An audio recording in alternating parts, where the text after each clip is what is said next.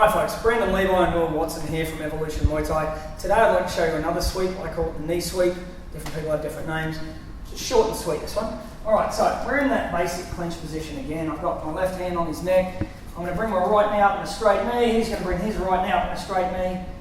And this is what I'm going to do to defend it. Bring my left knee up outside, pull across, pull in. Very simple stuff. Now, if he brought up the other knee, bring up the left knee. Alright, I can still do it from here, but it's not as easy. Okay, I can do it from this grip, I can do it from this grip, but I always like this side. So, whatever side I've got the neck, that's the one that's that's the one that's easy to get. Alright, you can get it from the other side, but it's just never as easy as harder to get that pull. Something to think about? Hope that helps.